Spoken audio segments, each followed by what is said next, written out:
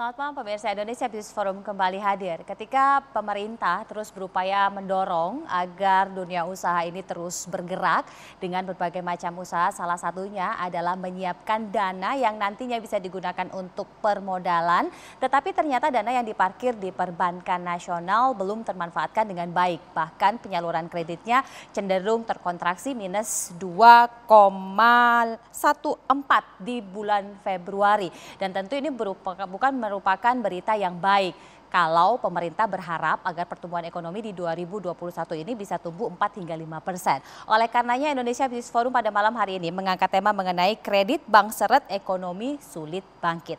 Saya sudah bersama dengan 3 orang narasumber di studio dan 1 orang narasumber yang terhubung melalui video conference. Saya perkenalkan satu persatu terlebih dahulu yang ada bersama saya di studio. Yang pertama ada anggota Komisi 11 DPR RI dari fraksi Partai Golkar, Kak Putri Aneta Komarudin. Kak Putri, selamat malam. Selamat malam, Assalamualaikum warahmatullahi wabarakatuh, Mbak Brigita. Waalaikumsalam warahmatullahi wabarakatuh. Sehat ya Kak? Alhamdulillah. Udah selesai vaksin kan tapi? Alhamdulillah. Semakin kuat tentunya untuk Insya bisa Allah menghadapi sehat pandemi terus. ini. Berikutnya saya perkenalkan Ketua Badan Pertimbangan Organisasi Real Estate Indonesia, Pak Sulaiman. Pak Sulaiman, selamat malam. Selamat malam Mbak Brigita. Sehat Pak? Insya Allah sehat. Tapi propertinya yang belum sehat ya Pak? Properti jungkir balik dari 2015 sekarang sudah tertimpa tangga. Makin jatuh ya Pak. Jatuh. Tapi mudah-mudahan nanti akan ada solusi Pak. Berikutnya saya perkenalkan Ibu Eni Srihartati, Ekonom Indef. Bu Eni, selamat malam. Malam Mbak Brigita. Sehat Bu Eni? Insya Allah. Dan tentunya yang sudah terhubung melalui video conference ada Sekretaris Eksekutif KPCPN Pak Raden Pardede. Pak Raden, selamat malam. Selamat malam Mbak Brigita, selamat malam semuanya Bapak-Bapak dan Ibu sekalian. Baik, saya langsung ke Pak Sulaiman terlebih dahulu. Pak, properti kan sebenarnya sangat berharap besar ya dari berbagai macam upaya yang dilakukan, insentif termasuk juga restrukturisasi dan lain-lain. Tapi apakah kemudian sektor properti ini sudah merasakan Pak? Ya, Mbak Brigita mungkin saya jelasin mengenai subsektor properti ini karena memang berbeda-beda permasalahannya. Pertama, properti kan dibagi 2, rumah dan non rumah. Nah, untuk rumah ini ada rumah subsidi dan rumah komersial. Nah, untuk rumah subsidi, pemerintah memang sudah membuat sebuah kebijakan yang cukup agresif saya kira, ya, dana FLPP, SSB, dan SBUM dan lain-lain itu sudah dipersiapkan, kelihatannya cukup matang. Kemudian di rumah yang non subsidi baru kemarin kita dapat kabar yang sangat baik, ya, di mana PPN itu ditanggung oleh pemerintah ya untuk yang sampai 2 miliar itu 100% dan yang 2 sampai 5 miliar itu 5%. Ini adalah sebuah progres yang cukup baik. Namun kita berharap memang metode ini bisa dilaksanakan secara meluas dalam arti waktunya mungkin lebih panjang ya sampai 2 tahun barangkali. Kemudian cakupan dari produknya juga lebih luas lagi. Jadi bukan hanya rumah yang siap serah terima, tapi dari mulai transaksi. Sekarang ini kan kita menghadapi sebuah perang psikologis dengan market. Ya, market itu bagaimana caranya orang-orang yang butuh rumah ini daripada nyimpen di bank, lebih baik beli rumah.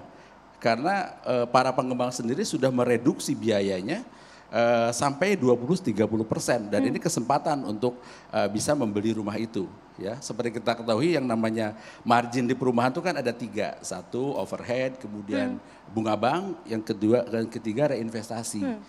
Ya, bunga bank sudah tidak mungkin kita stop ya.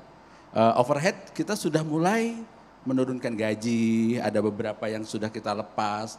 Yang ketiga reinvestasi, hampir tidak ada reinvestasi lagi di properti, membeli tanah baru dan lain-lain. Jadi memang sudah menurun. Nah itu saya kira di sektor yang perumahan, subsektor perumahan kita berharap bisa lebih luas ya.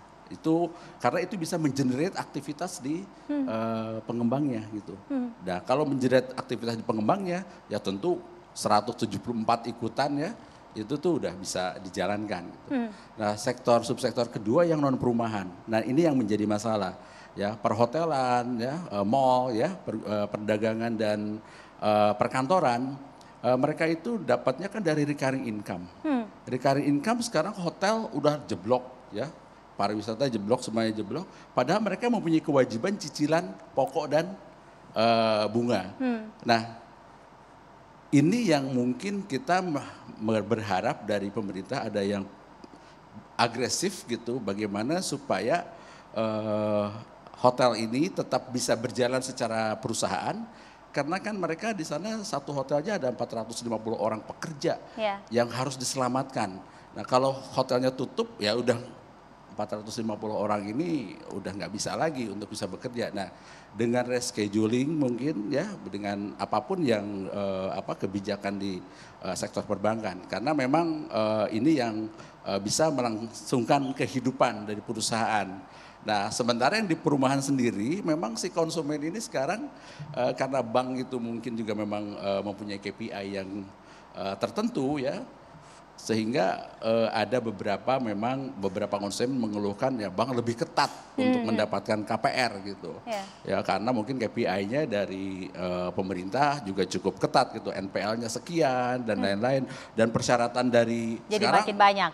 Ya sekarang semakin COVID-nya semakin masih kencang, kemudian banyak yang di PHK, banknya semakin takut dan semakin selektif untuk bisa menseleksi orang-orang yang dapat KPR. Nah ini saya kira mungkin KPI perbankan ini yang butuh kebijakannya. Jadi kita bukan ke perbankannya, tapi perbankannya juga harus diberi KPI yang lebih longgar. Berarti teman-teman masih belum bisa mendapatkan kemudahan itu? Belum. Sampai sekarang? Untuk yang itu belum. Jadi makin bleeding? Ada tadi ya yang kebijakan fiskalnya yang udah jalan, tapi yang di sininya belum. Kalau ini bisa serentak dikeluarkan, saya kira 174 ikutan ya, pabrik semen, tukang cor, tukang batu, itu tuh hampir 20 juta manusia itu bisa terselamatkan pekerja ya, karena kan dengan sektor-sektornya itu bisa terselamatkan. Mbak Putri ini kan miris ya. Ada yang sebenarnya bersyukur sudah ada insentif diberikan dan mengapresiasi, tetapi justru malah lebih banyak yang masih belum ini. Padahal fasilitas itu kan sudah disiapkan sejak beberapa bulan lalu dan ternyata masih belum didapatkan dari perbankan. Nah DPR melihat kondisi ini, bagaimana kemudian tanggapannya? Sebenarnya kalau dari rapat kita dengan OJK kemarin, memang apa yang disampaikan Pak Sulaiman itu tadi benar-benar terlihat dari data yang ada di perbankan. Karena OJK membuat survei, di situ mengatakan bahwa 116 dari 200 debitur itu memang mengalami penurunan baki debit sampai dengan 17%.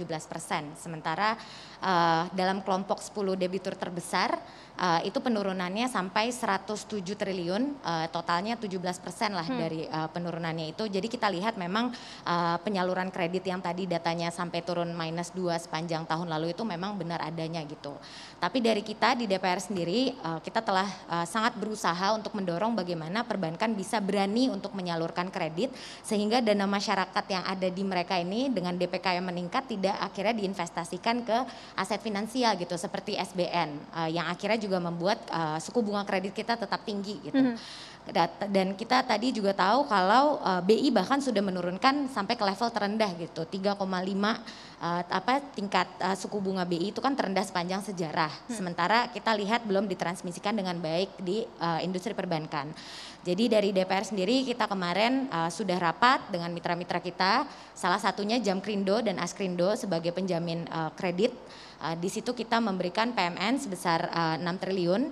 Dan di situ mereka juga menyampaikan kepada kita bahwa belum semua bank, terutama bank swasta nasional, mau mengikuti program penjaminan kredit korporasi karena rasa confidence yang masih sangat rendah itu. Dan mereka juga meminta kita supaya terus mendorong pemerintah agar menetapkan plafon untuk kredit modal kerja untuk dijamin gitu supaya program-program ini tuh bisa tetap jalan karena gimana pun program PEN kan di situ juga kita telah menganggarkan 184 triliun untuk tahun 2021 dalam bentuk subsidi bunga kredit dan juga penjaminan kredit. Anggaran sebesar itu tentu sangat sayang apabila tidak kita gunakan sebaik-baiknya dan menggerakkan sektorial supaya teman-teman kita seperti Pak Sulaiman ini bisa tetap hidup dan juga berkontribusi terhadap ekonomi kita. Makanya tadi kita juga makasih Pak udah dengar banyak sekali masukan dari Pak Sulaiman, nanti bisa kita jadikan catatan untuk disampaikan kepada pemerintah. Jadi sebenarnya strategi sudah diupayakan, diusahakan, dan kami pun juga sudah mengupayakan agar OJK bisa hadir di sini dan berdiskusi bersama dengan kita bagaimana kemudian langkah-langkah agar perbankan ini paling tidak mau memberikan kelonggaran kepada para pengusaha dan upaya apa yang sudah dilakukan agar pengucuran kredit perbankan termasuk suku bunga tadi yang disebutkan oleh Pak Sulaiman benar-benar bisa terlaksana dari surat-surat himbauan yang diberikan oleh OJK. Tetapi OJK menolak hadir dan belum merespon baik apa yang sudah kami berikan kepada OJK. Dan kita akan jeda dulu, usai jeda kita akan lanjutkan diskusi pada malam hari ini. Tetaplah di Indonesia Business Forum.